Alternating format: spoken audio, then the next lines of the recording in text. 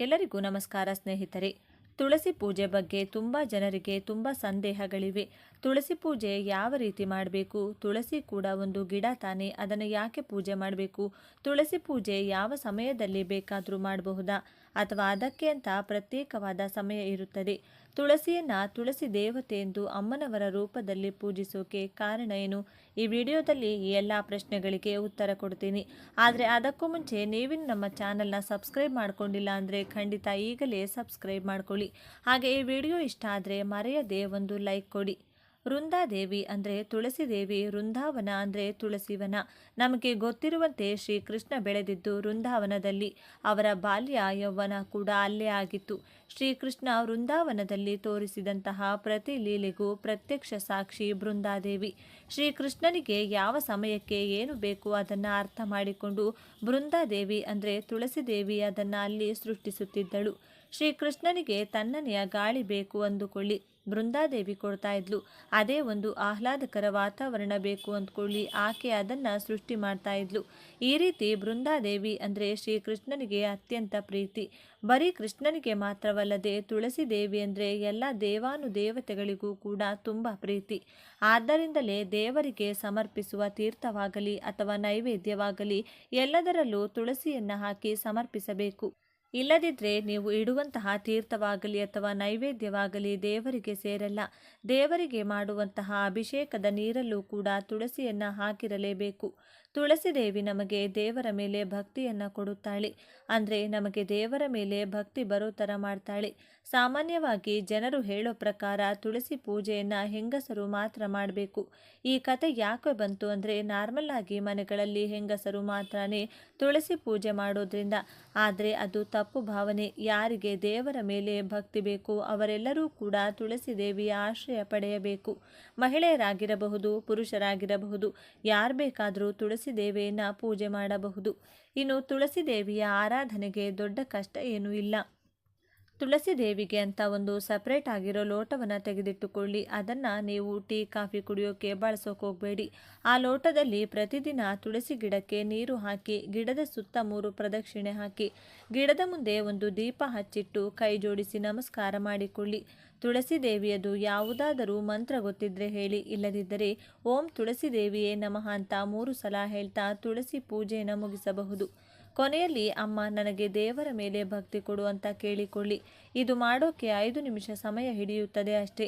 ಇದನ್ನು ನೀವು ಬೆಳಿಗ್ಗೆ ಅಥವಾ ಸಂಜೆ ಸಾಧ್ಯ ಆದರೆ 2 ಹೊತ್ತು ಕೂಡ ಈ ರೀತಿ ಮಾಡಿದರೆ ಕೆಲವೇ ದಿನಗಳಲ್ಲಿ ತುಳಸಿ ದೇವಿಯ ಅನುಗ್ರಹದಿಂದ ನಿಮಗೆ ದೇವರ ಮೇಲೆ ವಿಪರೀತವಾದ ಭಕ್ತಿ ಶುರುವಾಗುತ್ತದೆ. ದೇವರ ಅನುಗ್ರಹ ಕೂಡ ಬೇಗನೆ ನಿಮಗೆ ಸಿಗುತ್ತೆ. ಈಗ ಎಲ್ಲರಲ್ಲೂ ಇರೋ ಇನ್ನೊಂದು ಸಂದೇಹ ಏನಪ್ಪ ಅಂದರೆ, ನಾವು ಪ್ರತಿದಿನ ದೇವತೆ ಅಂತ ತುಳಸಿ ಗಿಡನ ಪೂಜೆ ಮಾಡ್ತೀವಿ. ಆ ರೀತಿ ನಾವು ಪೂಜೆ ಮಾಡೋ ಗಿಡದಿಂದ ಎಲೆಗಳನ್ನು ಪೂಜೆಗಂತ ಅಥವಾ ತೀರ್ಥಕ್ಕೆ, ಪ್ರಸಾದಕ್ಕೆ ಅಂತ ಯಾವುದಕ್ಕಾದರೂ ಕೀಳಬಹುದಾ ಅಂತ. ಇಲ್ಲಿ ವಿಷಯ ಏನಂದರೆ, ನಾವು ಹೂವಿನ ಗಿಡ ಕೂಡ ಬೆಳೆಸ್ತೀವಿ. ಯಾಕಂದರೆ ಆ ಹೂಗಳನ್ನು ಕಿತ್ತು ದೇವರಿಗೆ ಅರ್ಪಿಸೋಕೆ. ತುಳಸಿ ದೇವಿಗೆ ಇರುವಂಥ ಪ್ರತ್ಯೇಕತೆ ಏನಂದರೆ, ಆಕೆ ಒಂದು ಸ್ಪಿರಿಚುವಲ್ ಪರ್ಸನಾಲಿಟಿ. ತುಳಸಿ ದೇವಿಯ ಅವತಾರ ಪಡೆದಿರೋದೇ ಶ್ರೀಕೃಷ್ಣನಿಗೆ ಸೇವೆ ಮಾಡೋದಕ್ಕೆ. ಆಕೆ ಅವತಾರ ಪಡೆದಿರೋದೇ ಕೃಷ್ಣನಿಗಾಗಿ ಅಂದಮೇಲೆ ಭಗವಂತನಿಗೆ ಆಕೆಯನ್ನು ಅರ್ಪಿಸುವುದರಲ್ಲಿ ಯಾವ ತಪ್ಪು ಅಥವಾ ಸಮಸ್ಯೆ ಇಲ್ಲ. ಆದರೆ ಇಷ್ಟು ಹೇಳಿದ ಮೇಲೂ ಕೂಡ ನಿಮಗೆ ಪೂಜೆ ಮಾಡೋ ತುಳಸಿ ಗಿಡದಿಂದ ಎಲೆ ಕೀಳೋಕೆ ಇಷ್ಟ ಇಲ್ಲ ಅಂದರೆ, ನೀವು ಧಾರಾಳವಾಗಿ 2 ಗಿಡಗಳನ್ನು ಬೆಳೆಸಿಕೊಳ್ಳಬಹುದು. ಒಂದು ಗಿಡಕ್ಕೆ ಪೂಜೆ ಮಾಡಿ, ಇನ್ನೊಂದು ಗಿಡವನ್ನು ದೇವರ ಪೂಜೆಗಂತ ಬಳಸಿಕೊಳ್ಳಿ. ಆದರೆ ತುಳಸಿ ಎಲೆಗಳನ್ನು ಕೀಳುವಾಗ ಒಂದು ವಿಷಯ ನೆನಪಿಟ್ಟುಕೊಳ್ಳಿ, ಉಗುರು ಬಳಸಿ ತುಳಸಿ ಎಲೆಗಳನ್ನು ಯಾವಾಗಲೂ ಕೂಡ ಕೀಳಬಾರದು. 2 ಬೆರಳುಗಳ ಮಧ್ಯದಲ್ಲಿ ಎಲೆಗಳನ್ನು ಹಿಡಿದುಕೊಂಡು ಕೀಳಬೇಕು. ಇನ್ನೊಂದೇನಪ್ಪ ಅಂದರೆ, ದ್ವಾದಶಿ ದಿನ ಅಂದರೆ ಏಕಾದಶಿಯ ಮಾರನೆಯ ದಿನ ತುಳಸಿ ಎಲೆಯನ್ನು ಕೀಳಬಾರದು. ಇದನ್ನು ಹೊರತುಪಡಿಸಿ ಮಂಗಳವಾರ, ಶುಕ್ರವಾರ, ಶನಿವಾರ ಯಾವಾಗ ಬೇಕಾದರೂ ನೀವು ತುಳಸಿ ಎಲೆಗಳನ್ನು ಕಿತ್ತುಕೊಳ್ಳಬಹುದು. ಇದಕ್ಕೆ ಕಾರಣ ಏನಂದರೆ, ತುಳಸಿ ದೇವಿ ಕೂಡ ಏಕಾದಶಿ ವ್ರತವನ್ನು ಮಾಡ್ತಾರೆ. ದ್ವಾದಶಿ ದಿನ ಆಕೆ ಊಟ ತಿಂದು ದೇವರಿಗೆ ಅವರು ಅರ್ಪಿಸಿಕೊಳ್ಳುತ್ತಾರೆ. ಆ ಸಮಯದಲ್ಲಿ ನೀವು ತುಳಸಿಯನ್ನು ಕಿತ್ತರೆ ತುಳಸಿ ದೇವಿಯ ಆಗ್ರಹಕ್ಕೆ ಗುರಿಯಾಗುತ್ತೀರಿ. ಹಾಗಾಗಿ ದ್ವಾದಶಿ ಒಂದು ದಿನ ಬಿಟ್ಟು ಬಿಡಿ. ಮುಖ್ಯವಾಗಿ ಒಂದು ವಿಷಯವನ್ನು ನೆನಪಿಟ್ಕೊಳ್ಬೇಕಾಗುತ್ತದೆ. ತುಳಸಿಯನ್ನು ಕೀಳೋ ಪ್ರತಿ ಸಲ ನೀವು ಒಂದು ಶ್ಲೋಕವನ್ನು ತಪ್ಪದೆ ಹೇಳಬೇಕು. ಇದು ನೀವು ತುಳಸಿ ದೇವಿಯ ಅನುಮತಿ ಪಡೆಯೋಕೆ ಹೇಳಬೇಕಾದಂತಹ ಶ್ಲೋಕ. ತುಳಸಿಯ ಅಮೃತ ಜನ್ಮಾಸ್ಮಿ ಸದಾತ್ವಂ ಕೇಶವ ಪ್ರಿಯಂ ಕೇಶವರ್ಥಹಂ ಚಿನೋಮಿ ವರದಾಭವ ಶೋಭನೆ. ಈ ಶ್ಲೋಕನ ತಪ್ಪದೆ ಹೇಳಬೇಕು. ಇದರ ಅರ್ಥ ಏನಂದರೆ, ದೇವಿ ತುಳಸಿ, ನೀನು ಸಮುದ್ರ ಮಂಥನ ಮಾಡಿದಾಗ ಹಾಲಿನ ಸಮುದ್ರದಿಂದ ಬಂದ ಅಮೃತದಿಂದ ಜನಿಸಿದವಳು. ನೀನು ಕೇಶವನಿಗೆ ಪ್ರಿಯವಾದವಳು, ಮಹಾವಿಷ್ಣುವಿಗೆ ಸಂತೋಷ ಕೊಟ್ಟು ಭಕ್ತರು ಬೇಡಿದ ಕೋರಿಕೆಗಳನ್ನು ಈಡೇರಿಸುವವಳು. ನೀನು ನನ್ನ ಮೇಲೆ ಕರುಣೆ ತೋರಿಸು. ಇದೇ ಈ ಶ್ಲೋಕದ ಅರ್ಥ. ಇನ್ನು ಒಂದು ವೇಳೆ ನಿಮ್ಮ ಮನೆಯಲ್ಲಿ ತುಳಸಿ ಇಲ್ಲ, ಹೊರಗಡೆಯಿಂದ ತುಳಸಿ ತರಬೇಕಾಗುತ್ತೆ ಅಂದ್ಕೊಳ್ಳಿ. ಪ್ರತಿದಿನ ಪೂಜೆಗೆ, ನೈವೇದ್ಯಕ್ಕೆ, ಅರ್ಚನೆಗೆ ಎಲ್ಲದಕ್ಕೂ ಕೂಡ ತುಳಸಿ ಬೇಕೇ ಬೇಕು.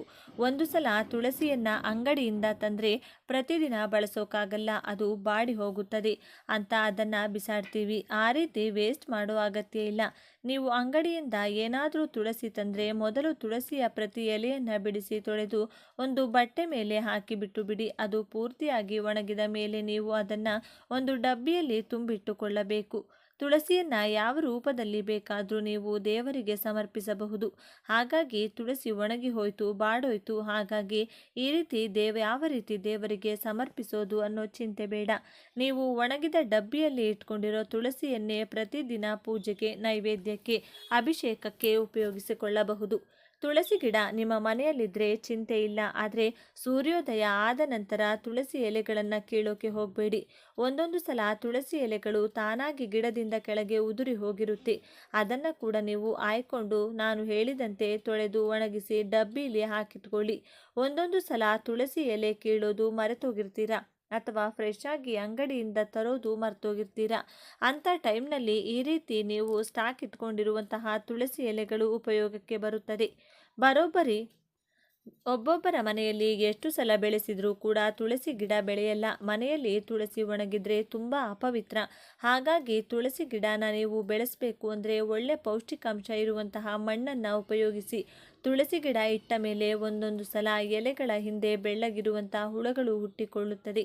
ಆ ರೀತಿ ಏನಾದರೂ ಆದರೆ ಸ್ವಲ್ಪ ಬೇವಿನ ಎಣ್ಣೆಯನ್ನು ನೀರಲ್ಲಿ ಮಿಕ್ಸ್ ಮಾಡಿಕೊಂಡು ಗಿಡಕ್ಕೆ ಚೆನ್ನಾಗಿ ಸ್ಪ್ರೇ ಮಾಡಿ. ಆ ಹುಳ ಎಲ್ಲ ಸತ್ತು ಹೋಗುತ್ತದೆ. ಗಿಡ ಅದ್ಭುತವಾಗಿ ಬೆಳೆಯುತ್ತದೆ. ತುಳಸಿ ಗಿಡಕ್ಕೆ ಹೂವುಗಳು ಬಿಟ್ಟಾಗ ಅದು ಪೂರ್ತಿ ಒಣಗುವವರೆಗೂ ಬಿಡಬಾರದು. ಸ್ವಲ್ಪ ಈ ಹೂವುಗಳು ಬಲ್ತಿದೆ ಅನ್ನುವಾಗ ಅದನ್ನು ಉಗುರು ತಾಕಿಸದೆ, ಸಿಸರ್, ಕತ್ರಿ ಮುಂತಾದ ಯಾವ ವಸ್ತು ಕೂಡ ಬಳಸದೆ ಕೈಯಲ್ಲೇ ಕಿತ್ತು ಬಿಡಿ. ಆಗ ಹೊಸ ಎಲೆಗಳು ಹುಟ್ಟಿ ಬರೋ ಅವಕಾಶ ಇರುತ್ತದೆ. ಹೂವು ಚೆನ್ನಾಗಿ ಬೆಳೆದ್ರೆ ಗಿಡದಲ್ಲಿರುವಂತಹ ಪೌಷ್ಟಿಕಾಂಶ ಎಲ್ಲ ಕೂಡ ಹೂವು ತಿಂದು ಬಿಡುತ್ತದೆ. ಹಾಗಾಗಿ ಗಿಡ ಬೇಗನೆ ಒಣಗಿ ಹೋಗುತ್ತದೆ. ಇನ್ನು ಅತಿಯಾದ ಚಳಿ ಇರೋ ಸಮಯದಲ್ಲಿ ನೀವು ತೆಳುವಾದ ಬಟ್ಟೆಯನ್ನು ಅಥವಾ ತೆಳುವಾದ ಬ್ಯಾಗನ್ನು ತುಳಸಿ ಗಿಡದ ಮೇಲೆ ಕವರ್ ಮಾಡಿ ಬಿಟ್ಟು ಬಿಡಿ. ಯಾವ ರೀತಿ ನೀವು ನಮ್ಮ ಮಕ್ಕಳನ್ನ ಜವಾಬ್ದಾರಿಯಿಂದ ನೋಡ್ಕೊಳ್ತೀರೋ ಅದೇ ರೀತಿ ತುಳಸಿ ಗಿಡವನ್ನು ಕೂಡ ನೀವು ನೋಡ್ಕೊಳ್ಬೇಕಾಗುತ್ತದೆ. ಶಾಸ್ತ್ರಗಳಲ್ಲಿರೋ ಪ್ರಕಾರ ತುಳಸಿ ದೇವಿಯ ಆರಾಧನೆಯಲ್ಲಿ ಈ 8 ಹೆಸರುಗಳು ತುಂಬ ಮುಖ್ಯ ಎಂದು ಹೇಳಿದ್ದಾರೆ. 1 ಬೃಂದಾವನೆ, 2 ವೃಂದ, 3 ವಿಶ್ವಪೂಜಿತ, 4 ಪುಷ್ಪಸರ, 5 ನಂದಿನಿ, 6 ಕೃಷ್ಣ ಜೀವನಿ, 7 ವಿಶ್ವಪಾವನಿ, 8 ತುಳಸಿ. ನೀವು ತುಳಸಿ ದೇವಿ ಪೂಜೆ ಮಾಡುವಾಗ ಈ 8 ಹೆಸರುಗಳನ್ನು ತಪ್ಪದೇ ಹೇಳ್ತಾ ತುಳಸಿ ದೇವಿಗೆ 8 ಹೂಗಳನ್ನು ಸಮರ್ಪಿಸಿದರೆ ಅತಿ ಬೇಗನೆ ತುಳಸಿ ದೇವಿ ಕೃಪೆ ನಿಮಗೆ ಸಿಗುತ್ತದೆ. ಇನ್ನು ನನಗೆ ಕಮೆಂಟಲ್ಲಿ ಕೇಳಿರೋ ಇನ್ನೊಂದು ಕ್ವೆಶನ್ ಏನಂದರೆ, ಲಕ್ಷ್ಮಿ, ತುಳಸಿ, ರಾಮ, ತುಳಸಿ, ಕೃಷ್ಣ, ತುಳಸಿ, ಹೀಗೆ ತುಳಸಿಯಲ್ಲಿ ಅನೇಕ ವಿಧಗಳಿವೆ. ಅದರಲ್ಲಿ ಯಾವುದು ಶ್ರೇಷ್ಠ, ಯಾವುದನ್ನು ನಾವು ಪೂಜೆಗೆ ಉಪಯೋಗಿಸಬೇಕು? ಲಕ್ಷ್ಮಿ ತುಳಸಿ ಬರೀ ಲಕ್ಷ್ಮಿ ಪೂಜೆಗೆ, ರಾಮ ತುಳಸಿ ಬರೀ ರಾಮ ಪೂಜೆಗೆ, ಕೃಷ್ಣ ತುಳಸಿ ಬರೀ ಕೃಷ್ಣನ ಪೂಜೆಗೆ ಮಾತ್ರ ಬಳಸಬೇಕಾ ಅಂತ ಯಾವ ನಿಯಮವೂ ಕೂಡ, ಯಾವ ತುಳಸಿ ಆದರೂ ಕೂಡ ಅದು ಶ್ರೇಷ್ಠನೇ. ನೀವು ಯಾವ ತುಳಸಿಯನ್ನು ಯಾವ ದೇವರಿಗೆ ಬೇಕಾದರೂ ಉಪಯೋಗಿಸಿ ಪೂಜೆಯನ್ನು ಮಾಡ್ಕೊಳ್ಬಹುದು.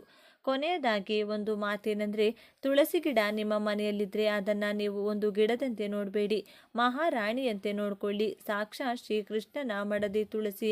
ಒಂದು ಸಂದರ್ಭದಲ್ಲಿ ಶ್ರೀಕೃಷ್ಣ ತುಳಸಿ ದೇವಿಯನ್ನು ಕೂಡ ವಿವಾಹವಾದಂತೆ ನಮ್ಮ ಪುರಾಣಗಳು ಹೇಳುತ್ತವೆ. ಹಾಗಾಗಿ ನೀವು ಕಾಟಾಚಾರಕ್ಕೆ ಗಿಡವನ್ನು ಬೆಳೆಸಿದರೆ ಅದು ನಿಮ್ಮ ಕುಟುಂಬಕ್ಕೆ ತುಂಬ ಹಾನಿ ಉಂಟು ಮಾಡುತ್ತದೆ. ನೀವು ತುಳಸಿ ಗಿಡ ಬೆಳೆಸುತ್ತಿದ್ದೀರಿ ಅಂದರೆ ಅದನ್ನು ತುಂಬ ಭಕ್ತಿಯಿಂದ ನೋಡಿಕೊಳ್ಬೇಕು. ನೀವು ಪ್ರತಿದಿನ 1 ಅಥವಾ 2 ಸಲ ಗಿಡಕ್ಕೆ ನೀರನ್ನು ಭಕ್ತಿಯಿಂದ ಅರ್ಪಿಸಬೇಕು. ನೀರು ಹಾಕುವಾಗ ತುಳಸಿ ದೇವಿ ಹೆಸರು 3 ಸಲ ಹೇಳ್ತಾ ನೀರು ಹಾಕಬೇಕು. ದೀಪ ಇಡುವಾಗಲೂ ತುಳಸಿ ದೇವಿಯ ಹೆಸರು 3 ಸಲ ಹೇಳ್ತಾ ದೀಪ ಇಡಬೇಕು. ತುಳಸಿ ದೇವಿ ಪೂಜೆ ಮಾಡೋದಾದರೆ ನಾನೀಗ ಹೇಳಿದಂಥ 8 ಹೆಸರುಗಳನ್ನು ಹೇಳಿಕೊಂಡು 8 ಹೂಗಳನ್ನು ಸಮರ್ಪಣೆ ಮಾಡಬೇಕು. ಹಾಗೆ ತುಳಸಿ ಎಲೆ ಕೀಳುವಾಗ ನಾನು ಹೇಳಿಕೊಟ್ಟಂಥ ಮಂತ್ರವನ್ನು ತಪ್ಪದೆ ಹೇಳಬೇಕು. ಇದು ಯಾವುವು ಮಾಡೋಕ್ಕೆ ನಮಗೆ ಸಾಧ್ಯವಾಗಿಲ್ಲ ಅಂದರೆ ದಯವಿಟ್ಟು ತುಳಸಿ ಗಿಡವನ್ನು ಬೆಳೆಸೋಕೆ ಹೋಗಬೇಡಿ. ಯಾಕಂದರೆ ನೀವು ಕಾಟಾಚಾರಕ್ಕೆ ಬೆಳೆಸಿದರೆ ನಿಮ್ಮ ವಂಶನೇ ಕಷ್ಟದ ಪಾಲಾಗುತ್ತದೆ. ದೇವರ ಆಶೀರ್ವಾದ ಇಲ್ಲ ಅಂದರೂ ಕೂಡ ಪರವಾಗಿಲ್ಲ, ಆದರೆ ಶಾಪ ಮಾತ್ರ ಪಡ್ಕೊಳ್ಳೋಕೆ ಹೋಗಬೇಡಿ. ಈ ವಿಡಿಯೋ ನಿಮಗೆ ಇಷ್ಟ ಆದರೆ ಲೈಕ್ ಮಾಡಿ, ಶೇರ್ ಮಾಡಿ. ಇಂತಹ ಹೆಚ್ಚಿನ ಮಾಹಿತಿಗಾಗಿ ತಪ್ಪದೆ ನಮ್ಮ ಚಾನಲ್ನ ಸಬ್ಸ್ಕ್ರೈಬ್ ಮಾಡ್ಕೊಳ್ಳಿ. ನಾಳೆ ಮತ್ತೊಂದು ವಿಡಿಯೋದೊಂದಿಗೆ ಪುನಃ ಭೇಟಿಯಾಗೋಣ. ತುಳಸಿ ಗಿಡಕ್ಕೆ ಹಿಂದೂ ಧರ್ಮದಲ್ಲಿ ವಿಶೇಷ ಮಹತ್ವವನ್ನು ನೀಡಲಾಗಿದೆ. ತುಳಸಿ ಗಿಡವನ್ನು ದೇವಿಯ ರೂಪವೆಂದು ಪರಿಗಣಿಸಲಾಗುತ್ತದೆ. ತುಳಸಿ ಗಿಡದಲ್ಲಿ ಎಷ್ಟೆಲ್ಲ ವಿಧಗಳಿವೆ ಗೊತ್ತೇ? ತುಳಸಿ ಗಿಡದ ಪ್ರಯೋಜನಗಳೇನು? ತುಳಸಿ ಗಿಡದ ಮಹತ್ವ ಮತ್ತು ಪ್ರಯೋಜನಗಳನ್ನು ಕುರಿತು ನೋಡೋಣ ಬನ್ನಿ. ತುಳಸಿ ಗಿಡವನ್ನು ಲಕ್ಷ್ಮೀ ದೇವಿಯ ಸ್ವರೂಪ ಎಂದು ಭಾವಿಸುತ್ತಾರೆ. ಹಿಂದೂ ಧರ್ಮದಲ್ಲಿ ತುಳಸಿ ಗಿಡಕ್ಕೆ ವಿಶೇಷವಾದ ಸ್ಥಾನವನ್ನು ಕೊಡಲಾಗಿದೆ. ಹಿಂದೂಗಳ ಮನೆಯಲ್ಲಿ ಪ್ರತಿದಿನ ತುಳಸಿ ಗಿಡಕ್ಕೆ ಪೂಜೆಗಳನ್ನು ಮಾಡುತ್ತಾರೆ. ನಮ್ಮ ಆಯುರ್ವೇದ ಶಾಸ್ತ್ರದ ಪ್ರಕಾರ ತುಳಸಿ ಎಲೆಗಳು ಅಮೃತದೊಂದಿಗೆ ಸಮಾನವಾದದ್ದು. ತುಳಸಿ ಗಿಡವನ್ನು ಕ್ರಮ ತಪ್ಪದೆ ಪೂಜಿಸುತ್ತಾ ಹೋದರೆ ಲಕ್ಷ್ಮೀದೇವಿ ಆಶೀರ್ವಾದ ಸದಾಕಾಲ ನಮ್ಮ ಮೇಲಿರುತ್ತದೆ. ತುಳಸಿ ಗಿಡದ ಪ್ರಾಮುಖ್ಯತೆ, ಶ್ರೇಷ್ಠತೆಯ ಬಗ್ಗೆ ಈ ವಿಡಿಯೋದಲ್ಲಿ ವಿವರವಾಗಿ ತಿಳಿದುಕೊಳ್ಳೋಣ. ಆದರೆ ಅದಕ್ಕೂ ಮುಂಚೆ ನೀವಿನ್ನು ನಮ್ಮ ಚಾನಲ್ಗೆ ಸಬ್ಸ್ಕ್ರೈಬ್ ಆಗಿಲ್ಲ ಅಂದರೆ ಈಗಲೇ ಸಬ್ಸ್ಕ್ರೈಬ್ ಮಾಡಿಕೊಳ್ಳಿ. ಹಾಗೆ ವಿಡಿಯೋಗೆ ಲೈಕ್ ಮಾಡಿ, ವಿಡಿಯೋ ಸ್ಕಿಪ್ ಮಾಡದೆ ಕೊನೆ ತನಕ ನೋಡಿ. ಮನೆಯಲ್ಲಿ ತುಳಸಿ ಗಿಡ ಬೆಳೆಸಿದರೆ ಎಲ್ಲವೂ ಒಳ್ಳೆಯದೇ ನಡೆಯುತ್ತದೆ ಎಂದು ವಾಸ್ತುಶಾಸ್ತ್ರ ಹೇಳುತ್ತದೆ. ಮನೆಯಲ್ಲಿ ಬೆಳೆಸಿದ ತುಳಸಿ ಗಿಡವನ್ನು ದೇವರಿಗೆ ಸಮಾನವಾಗಿ ಪೂಜಿಸಬೇಕು. ಮಹಾವಿಷ್ಣು ಹಾಗೂ ಮಹಾಲಕ್ಷ್ಮಿಯನ್ನು ಒಲಿಸಿಕೊಳ್ಳಲು ತಪ್ಪದೆ ತುಳಸಿಯನ್ನು ಪೂಜಿಸಬೇಕು.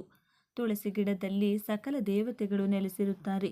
ತುಳಸಿ ಗಿಡವನ್ನು ಸಕಲ ದೇವತೆಗಳನ್ನು ಪೂಜಿಸಿದಂತೆಯೇ, ಏಕೆಂದರೆ 33 ಕೋಟಿ ದೇವತೆಗಳು ತುಳಸಿ ಗಿಡದಲ್ಲಿ ವಾಸವಿರುತ್ತಾರೆ.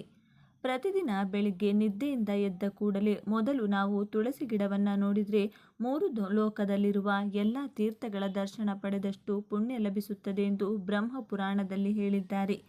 ಹಬ್ಬದ ದಿನಗಳಂದು ತುಳಸಿಯನ್ನು ಪೂಜಿಸಿದರೆ ದುಪ್ಪಟ್ಟು ಫಲ ಸಿಗುತ್ತದೆ. ಏಕೆಂದರೆ ಪವಿತ್ರವಾದ ಹಬ್ಬದ ದಿನಗಳಲ್ಲಿ ದೇವಾನುದೇವತೆಗಳು ಭೂಲೋಕಕ್ಕೆ ಬಂದು ನಮ್ಮನ್ನು ಆಶೀರ್ವದಿಸುತ್ತಾರೆ. ಹಾಗಾಗಿ ಮುಖ್ಯವಾಗಿ ಹಬ್ಬದ ದಿನಗಳಂದು ತುಳಸಿಯನ್ನು ಪೂಜಿಸಿದರೆ ಬೇಡಿದ ಎಲ್ಲ ಕೋರಿಕೆಗಳು ಕೂಡಲೇ ನೆರವೇರುತ್ತವೆ.